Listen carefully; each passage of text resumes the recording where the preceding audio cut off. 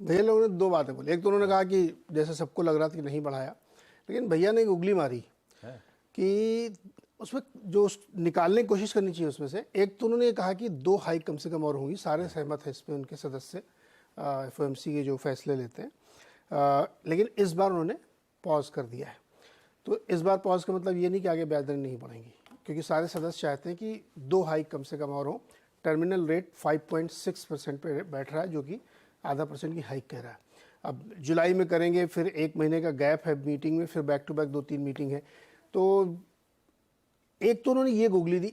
इसके साथ उन्होंने ये कहा कि रेट कट की उम्मीद 2023 में नहीं है।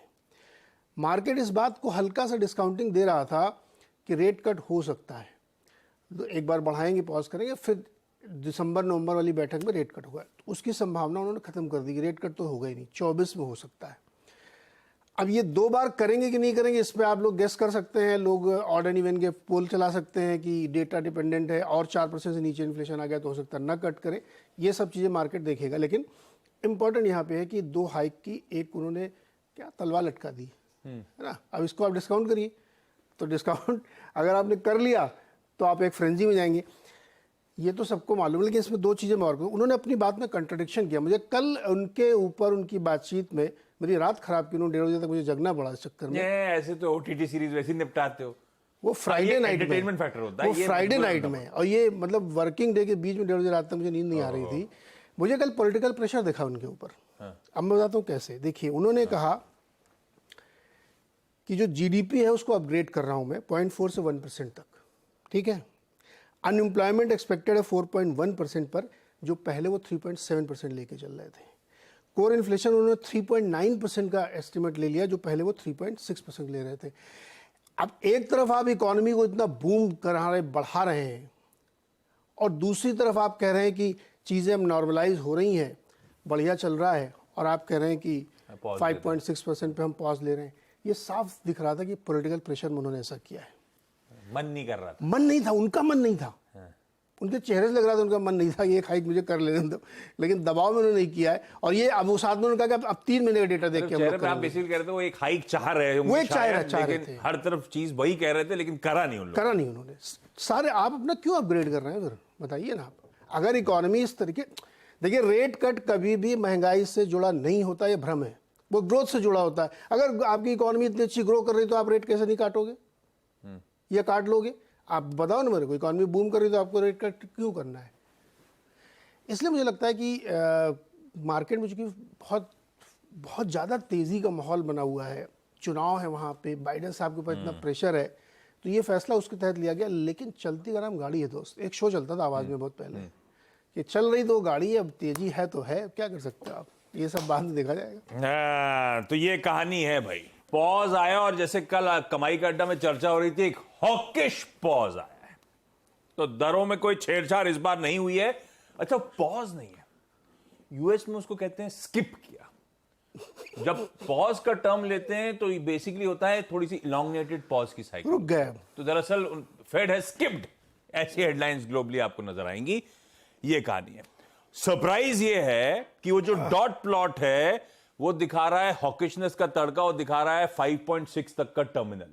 अभी हम खड़े 5-5.25% पे, यानी कि शायद 25 बेसिस पॉइंट्स के 2 हाइक और एक्सपेक्ट कर रहे हैं वहां पे एफओएमसी मेंबर्स। ये दिक्कत की बात। हालांकि उन्होंने स्पेसिफिकली अपनी कमेंट्री में कल कहा है जुलाई के लिए हम डेटा डिपेंडेंट है, ऐसा नहीं कि अभी पॉज कर दिया जुलाई में बढ़ा देंगे, डेटा डिपेंडेंट है, लेकिन वो पॉज थोड़ा सा हॉकिश है। हमारा भी पॉज वैसे आरबीआई का हॉकिश तड़के के साथ पॉज था इस बार वाला, जब उन्होंने एक्सपेक्टेशन से कम इन्फ्लेशन प्रोजेक्शंस रिड्यूस करे थे।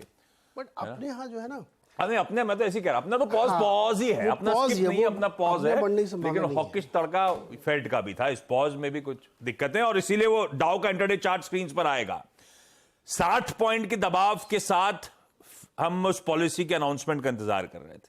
पॉलिसी अनाउंसमेंट हुआ, पिट गए, 430 पॉइंट गिर गए। उसके बाद कुछ संभले, 430 पॉइंट नीचे वाला 232 पॉइंट नीचे जाके बंद हुआ। लाल ही में था दिन भर, लेकिन इस तरह की वॉलेटिलिटी उस अनाउंसमेंट के बाद आती हुई नजर आई। चलिए, लेकिन आज के सेशन का अप्रोच समझ लिया जाए। सतपति साहब के पास जाऊं उससे पहले जरा एक काम करिएगा, कल का सेशन एक बार निफ्टी रख दीजिएगा। इनिशियल वीकनेस से हम लोग बहुत बढ़िया तरीके से उभरे थे कल के ट्रेडिंग सेशन में, और आपके सामने आएंगे एफआईआईज के बाज। परसों के बाद कल भी कैश में बढ़िया इंफ्यूजन एफआईआईज की तरफ से होता हुआ। परसों डाला था 1677 करोड़ रुपए, उसके ऊपर कल कैश मार्केट में 1714 करोड़ रुपए की खरीद। हां, डीआईएस की तरफ से 650 करोड़ रुपए की बिकवाली है, जबकि कई सारे डीआईएस कई सारे लार्ज ट्रेड में पार्टिसिपेट कर रहे थे, उसके बावजूद बिकवाली काम कर रहा है। खैर, ये तो कैश मार्केट की कहानी। इंडेक्स फ्यूचर्स में कल फुप्पा ने 750 करोड़ रुपए की खरीदारी करी और लार्जली वो निफ्टी फ्यूचर्स में 900 करोड़ रुपए की बाइंग। निफ्टी बैंक में तो खैर 150 करोड़ रुपए के आसपास की बिकवाली है। और इसके एक प्लेट आगे चलिएगा, कल इंडेक्स फ्यूचर्स में 11,200 कॉन्ट्रैक्ट्स लॉन्ग करे गए, फ्रेश लॉन्ग्स ऐड करे गए सिस्टम में। 3,000 करोड़ कॉन्ट्रैक्ट्स के आसपास के शॉर्ट्स ऐड हुए। लेकिन अब हुआ क्या कल के इस डेटा से, जो ये फ्रेश लॉन्ग्स ऐड हुए हैं, नेट लॉन्ग्स एफआईआईज के इंडेक्स पे 51.4% से बढ़कर 53.8, ऑलमोस्ट 54% पे आके खड़े हुए नजर आएंगे। और एक काम करिएगा, वो पिरामिड्स रख दीजिएगा स्क्रीन पे। कल एक मिनट इंट्राडे चार्ट एक बार फिर से दिखाइएगा। कल क्या हुआ था, 18,700 के जोन्स पर इंट्राडे में हमने सपोर्ट लिया। कल का लो क्या था, 690 के आसपास का। ये वो सर है जो अब तक रेजिस्टेंस के तौर पे एक्ट कर रहा था और कल उसी जोन्स पे हमने सपोर्ट लिया है। और इसी लेवल्स के आसपास 18,700 पे कल बहुत स्ट्रांग पुट राइटिंग आंकड़ा है। वो जो अब ये बार जो दिख रहे हैं आपको 18, बहुत क्लियर नहीं है, जूम कर सकते हो तो प्लीज करिएगा। 18,700 पर बहुत स्ट्रांग सपोर्ट अब शायद होपफुली कल के उस तरह की एग्रेसिव पुट राइटिंग के बाद नजर आ रहा है और क्लियरली विजिबल है। रेजिस्टेंस जो है वो शिफ्ट होता हुआ नजर आ रहा है 18,900 के आसपास। वहां पे कल तगड़ा ओआई एडिशन हुआ है।